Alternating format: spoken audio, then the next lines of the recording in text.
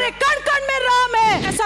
ऐसा एक भी वर्ग नहीं है जिसके साथ आपने वादा खिलाफी ना की हो। आप तो अपना सरकार का तालमेल नहीं स्थापित कर पाए, तो आप डबल इंजन की सरकार को क्या समझेंगे? ये एक ऐसा जिला बनाया है हमने जो कांग्रेस मुक्त कर दिया है। कांग्रेस मुक्त करके उस संभाग से हम लोग आते हैं। ए वक्त जरा अदब से पेश आ, ए वक्त जरा अदब से पेश आ, वक्त नहीं लगता वक्त बदलने में। वक्त को थोड़ा वक्त दे दीजिए, वक्त आने पर वक्त बदल जाएगा। माननीय अध्यक्ष जी, आपका धन्यवाद पेश करना चाहती हूँ कि आपने महामहिम राज्यपाल के अभिभाषण पर मुझे अपना व्यक्तित्व रखने का अवसर प्रदान किया। आपका पुनः शुक्रिया अदा करना चाहती हूँ कि आपने एक मेवात की बेटी को यहाँ पर पहली बार इस सदन में बोलने का अवसर दिया है।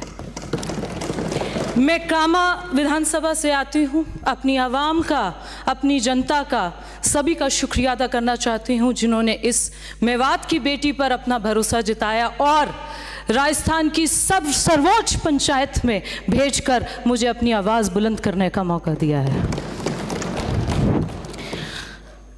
अध्यक्ष जी, कई दिनों से तरह तरह का वाद विवाद सुन रहे हैं। एक बात हर बार सुनने में आती है कि ये अभिभाषण से हमारे विपक्ष के मौजूद साथीगण संतुष्ट नहीं हैं। संतुष्ट इसलिए नहीं है क्योंकि आपको 5 साल दिए गए आवाम की और जनता की सेवा करने के लिए, जिन्हों को आपने बेमिसाल 5 साल के नाम से इश्तिहार छाप दिए और एक एक वर्ग के साथ धोखा अफजाई कर दी। ऐसा कोई वर्ग नहीं है, राजस्थान का ऐसा कोई वर्ग नहीं है जिसके साथ आपने वादा खिलाफी ना की हो।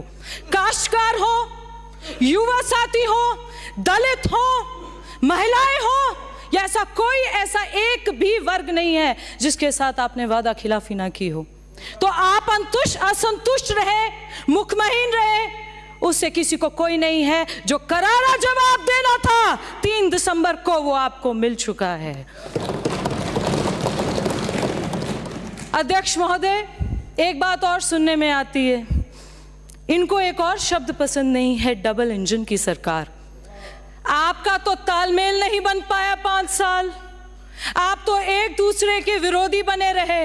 हमें तो ये नहीं समझ आ रहा था पूरे देश को कि आपका तालमेल बनेगा तो सरकार और जनता का कुछ भला होगा।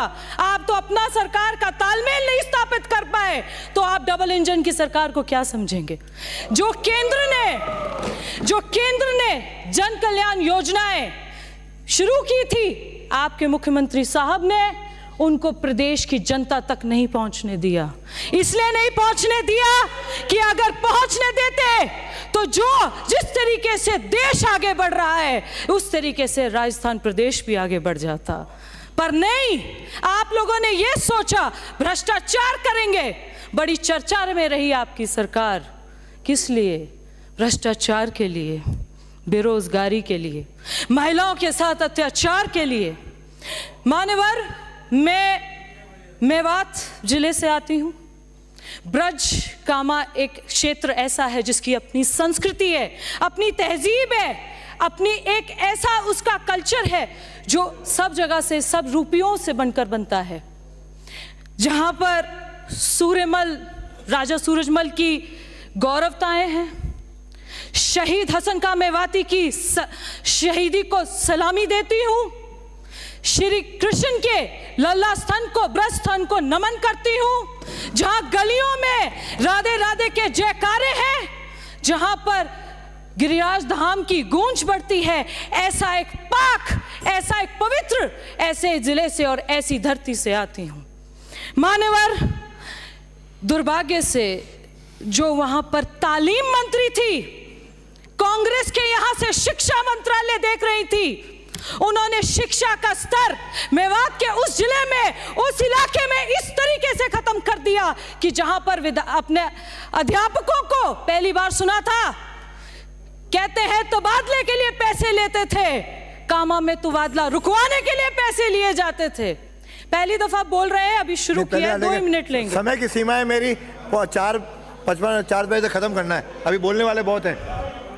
ये ब्रज विवाद का वो क्षेत्र है जहां पर आपने दूसरे का नाम कर दिया संगीन गुनाह जैसे कि गौकशी, सेक्सटॉर्शन, गौ तस्करी, 1 मिनट में खत्म, साइबर क्राइम जैसे इतने संगीन अपने क्या कहते हैं क्राइम्स को आपने बढ़ावा दे दिया। आपके वहां के सरकार में भरतपुर संभाग में 6 मंत्री थे और 6 के 6 में भ्रष्टाचार में डूब गए थे। ये एक ऐसा जिला बनाया है हमने जो कांग्रेस मुक्त कर दिया है। कांग्रेस मुक्त करके उस संभाग से हम लोग आते हैं। आप लोग यहां पर बात करेंगे राम मंदिर की, अब करिए। हमारे कण कण में राम है, हर मजहब और धर्म में राम को बड़े अदब से लिया जाता है। आपने जिस तरीके से श्री राम का नौता अस्वीकार कर दिया, आप अपना विश्वास, अपने श्रद्धा, अपनी आस्था को उसी तरीके से ना कबूल करते हैं इसी सदन में। वीके न्यूज, राष्ट्र के नाम।